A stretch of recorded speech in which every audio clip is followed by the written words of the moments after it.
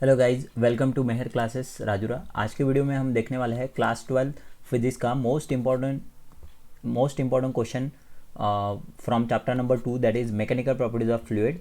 लेकिन इस वीडियो के अंदर हम लोग स्पेशली बात करेंगे न्यूमेरिकल के बारे में। ठीक है, अगर आपने इस चैप्टर का थेरी वाला वीडियो अगर नहीं देखा होगा, ठीक है, थेरी वाला भी वीडियो भी बना हुआ है, आपने नहीं देखा होगा तो ऊपर में उसकी आई बटन में लिंक आ रही है, वहाँ से जाके वीडियो को ज़रूर वॉच कर लीजिए। थेरी के इंपॉर्टेंट क्वेश्चन इस चैप्टर के बताए हुए हैं। ठीक है, अब बात करते हैं न्यूमेरिकल की। तो बहुत से स्टूडेंट ऐसे होते हैं, इनको ये लगता है कि अगर मैं न्यूमेरिकल नहीं भी करके जाऊँगा तो मेरा पूरा पेपर सॉल्व होगा। तो ऐसा नहीं होता है।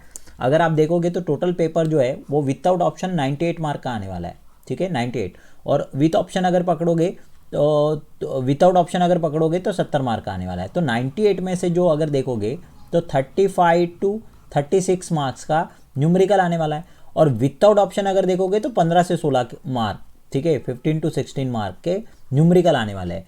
अब अगर विदाउट ऑप्शन भी पकड़ता हूँ तो 15 से 16 मार्क काफ़ी ज़्यादा होते हैं। ठीक है, 15-16 मार्क मतलब लगभग 2 से 3% आपको छोड़ के जाने हैं। तो ऐसा नहीं होता है, आपको क्या करना पड़ेगा, न्यूमेरिकल करने ही पड़ेंगे। ठीक है, पहली चीज़, क्योंकि 15 से 16 मार्क की बात है। दूसरा, आप अगर न्यूमेरिकल सॉल्व नहीं करते हो तो आपका टाइम मैनेजमेंट भी नहीं होगा। ठीक है, टाइम मैनेजमेंट नहीं होने वाला है। बहुत से स्टूडेंट को कम मार्क्स फिजिक्स में इसलिए आते हैं, उसका रीज़न ही टाइम मैनेजमेंट है।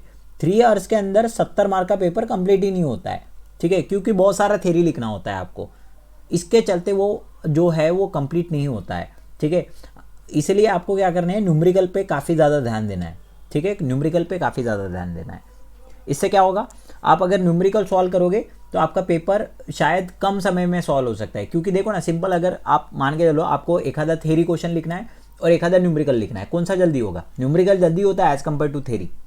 ठीक है, इसलिए आपको क्या करना है कि न्यूमेरिकल को पहले सॉल्व करना है। न्यूमेरिकल ज़्यादा से ज़्यादा सॉल्व करोगे तो आपका पेपर भी जो है वो जल्दी सॉल्व होगा। दूसरा, अगर मैं MST-CET की या फिर किसी भी एंट्रेंस एग्जाम की भी अगर मैं बात करता हूँ, चाहे MST-CET ले लो या IIT JEE ले लो, ठीक है, JEE के एग्ज़ाम ले लो या फिर नीट की एग्ज़ाम ले लो, इनके अंदर सबसे ज़्यादा जो है वो काय के क्वेश्चंस आते हैं, तो वो न्यूमेरिकल के ही क्वेश्चन आते हैं। अब बोलेगे सर कैसे? आप जाके पेपर उठा के देख लो, MST-CET देख लो या IIT JEE देख लो, इसके अंदर फिजिक्स से अगर कुछ आता है तो वो न्यूमेरिकल से आते हैं। ठीक है, तो इसलिए आपको न्यूमेरिकल के ऊपर जो है वो बहुत ज़्यादा ध्यान देना है। ठीक है, अब बात करते हैं इस चैप्टर से कितने मार्क के न्यूमेरिकल आने वाले। तो मैं बता दूं, ये जो चैप्टर है वो विदाउट ऑप्शन 5 मार्क का है और विद ऑप्शन 7 मार्क का है। ठीक है, तो इस चैप्टर से 7 मार्क में से 2 से 3 मार्क का पक्का न्यूमेरिकल आने वाला है। ठीक है, 2 से 3 मार्क का न्यूमेरिकल आने वाला है, इसलिए आपको न्यूमेरिकल करके जाने हैं। ठीक है, अगर आपको मेरे वीडियोज़ अच्छे लगते होंगे तो वीडियो को ज़रूर लाइक करिए, अपने दोस्तों के साथ इसे ज़रूर शेयर करिए। अभी तक अगर आपने चैनल को सब्सक्राइब नहीं किया होगा तो चैनल को ज़रूर सब्सक्राइब करिए, और साथ में आपको क्या करना है, बेल आइकॉन को भी प्रेस कर देना है। क्योंकि बेल आइकॉन अगर प्रेस करोगे तो जब भी मेरा एक नया वीडियो आएगा आपको नोटिफिकेशन आ जाएगा और सबसे पहले आप उसको जो है वो वॉच कर सकते हो।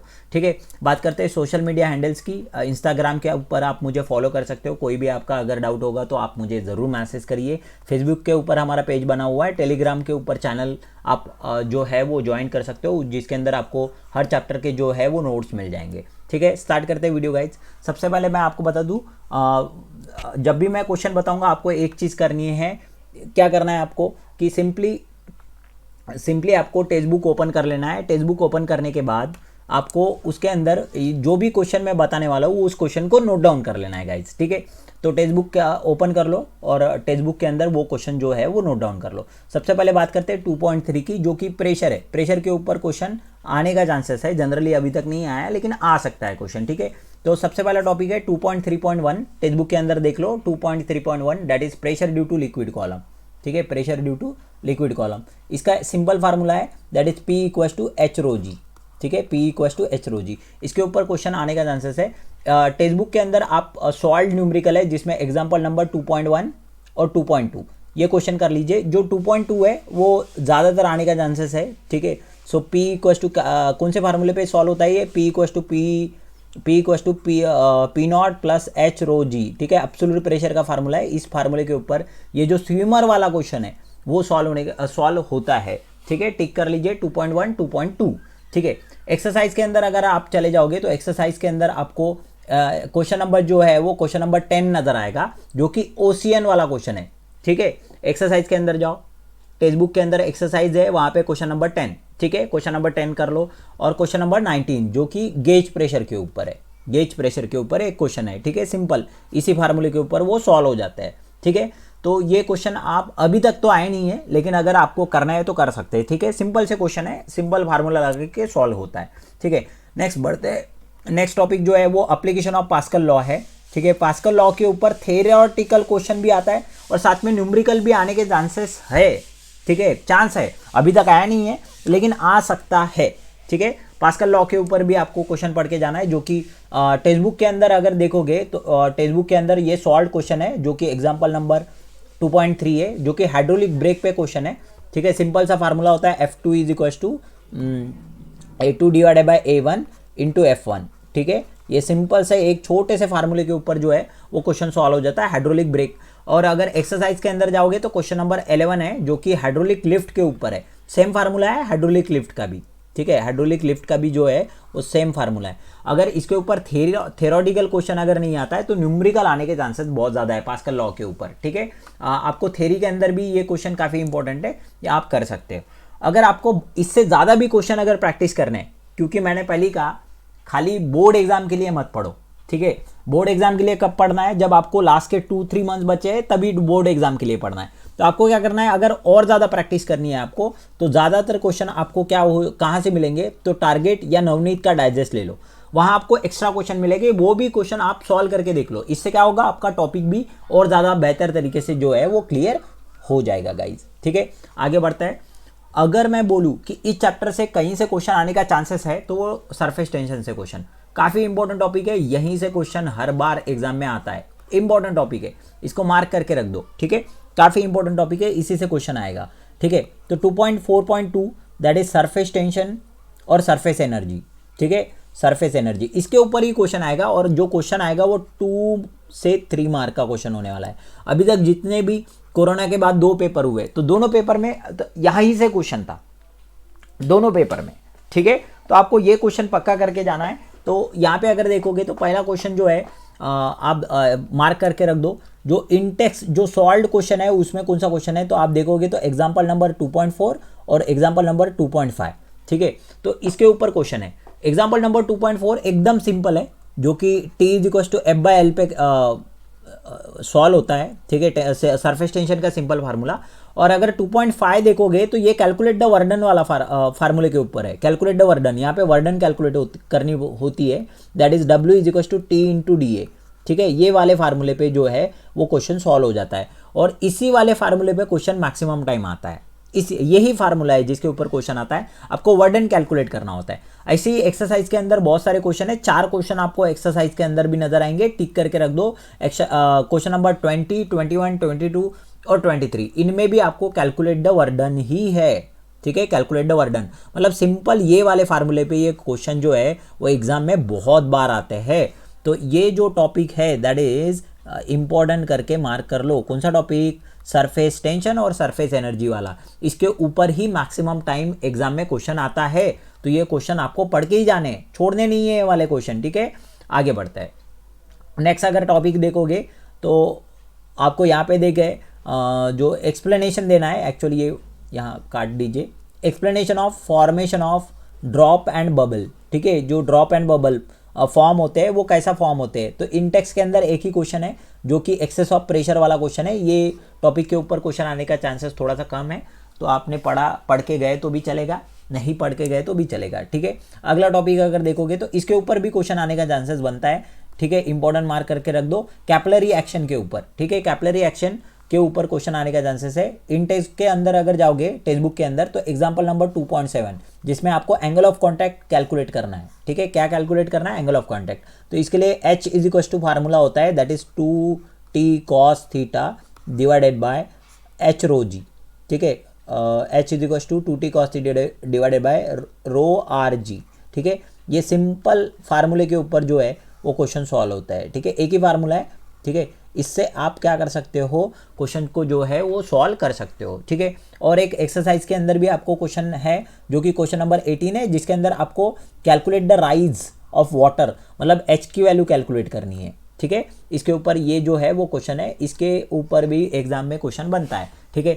और अगर ये टॉपिक के आपको ज़्यादातर क्वेश्चन अगर और सॉल्व करने हैं, प्रैक्टिस करने हैं, तो आप कहाँ से प्रैक्टिस करोगे, टारगेट के अंदर से या फिर नवनीत डाइजेस्ट के अंदर से। टारगेट के अंदर और नवनीत डाइजेस्ट के अंदर बहुत ज़्यादा क्वेश्चन दिए हुए हैं, तो आपको ध्यान रखना है कि इस टॉपिक के ऊपर पक्का क्वेश्चन बनता है, दैट इज सरफेस एनर्जी, और हो सकता है कैपिलरी एक्शन के ऊपर, दैट इज ये फार्मूले के ऊपर भी जो है वो एग्जाम में क्वेश्चन आ सकता है। कितने मार्क का आएगा, 2 से 3 मार्क का क्वेश्चन इसके ऊपर आने का चांसेस पूरा है, ठीक है। आगे बढ़ता है, नेक्स्ट अगर देखोगे तो 2.5 है। 2.5 क्या है, 2.5 में अगर आप देखोगे तो 2.5 फ्लूइड इन मोशन है, ठीक है, फ्लूइड इन मोशन, ठीक है।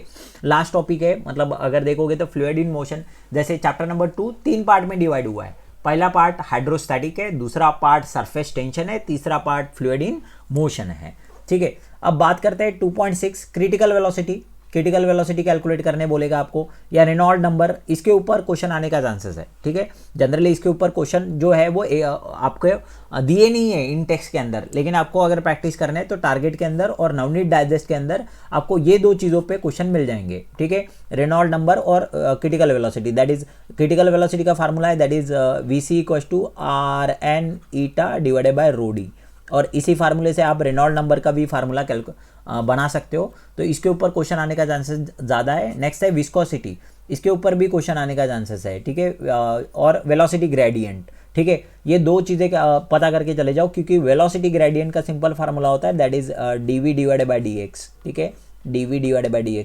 इसके ऊपर क्वेश्चन आता ही आता है, ये वेलोसिटी ग्रेडियंट का फार्मूला है, तो इसके क्वेश्चन भले चाहिए आपको टेक्स्ट बुक के अंदर नहीं मिलेंगे, तो टारगेट के अंदर या नवनीत के अंदर से ये जो क्वेश्चन है वो पढ़ के चले जाओ, ठीक है। मेरे को जहाँ तक लगता है अगर 1 या 2 मार्क का अगर क्वेश्चन पूछेगा तो ये वेलोसिटी ग्रेडियंट के ऊपर पूछ सकता है, 1 या फिर 2 मार्क, ठीक है। वेलोसिटी ग्रेडियंट के ऊपर क्वेश्चन पूछने का चांसेस है, ठीक है। इंपॉर्टेंट मार्क कर लो, वेलोसिटी ग्रेडियंट इंपॉर्टेंट मार्क, ठीक है, वेलोसिटी ग्रेडियंट के ऊपर। नेक्स्ट है कोएफिशिएंट ऑफ विस्कोसिटी, इसके ऊपर इसी साल जो है वो थ्योरेटिकल क्वेश्चन आया था, तो इसके ऊपर जो है वो न्यूमेरिकल भी आने का चांसेस है, जो कि एक्सरसाइज के अंदर है, मार्क करके रख दो, एक्सरसाइज के अंदर क्वेश्चन नंबर 12 और 13, ठीक है।